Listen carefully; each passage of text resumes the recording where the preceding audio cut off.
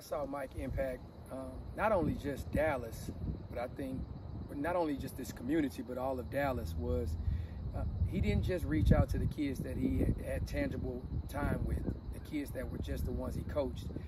You heard of people who were in high school, who were kids who were going into high school, where he was still checking in on them, trying to see what they were doing, making sure that they were taking their SAT test, making sure that they checking in on just last Friday, checking and seeing how well they did in their first high school game.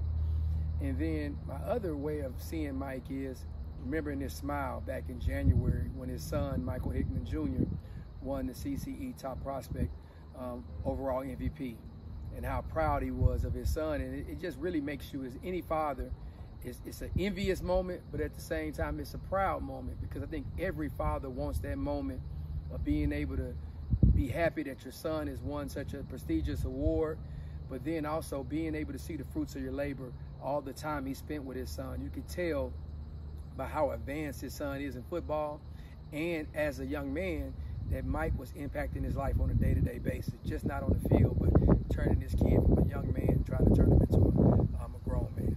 I saw Mike, I've been knowing him a long time.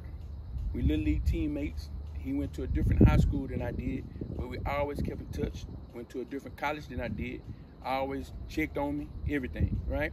We just got back from the Junior Olympics 2 weeks ago. And I just remember at practice, some of my parents had trouble getting their kids there, meaning his son was on the relay, right?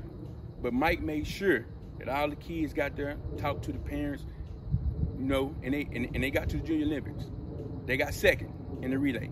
And I just remember how Mike was so happy, not only for his son, but everybody's son that was on that relay, right? And like, I'm giving you recent memories, okay? Not only just his team he was worried about, he was literally worried about our whole organization. And he was just a parent with us, right?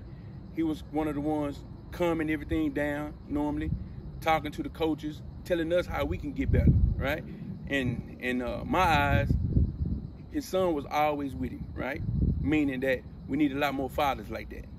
If you go look at his Facebook pictures and stuff like that, he's doing hunting trips with his son, fishing trips with his son, right? Meaning that does come from old morals, meaning like your grandfather, grandparents will do you as you're a little kid, take you to teach you stuff, right? So in my eyes, I know that his son will become a great man, right? And also, you know, Mike just a loving guy. You know, I never seen him in an argument, never seen him get into it with nobody. He just always smiled and talked, and he never was a loud person. While he's talking to you, he always come to you, pull you to the side, and look you directly in the eye, right? We need a lot more men like that, you know. It's a sad situation that happened, you know, and, you know, condolences to the family. You know, I met his wife. You know, it's just real sad that it had to happen to a great guy.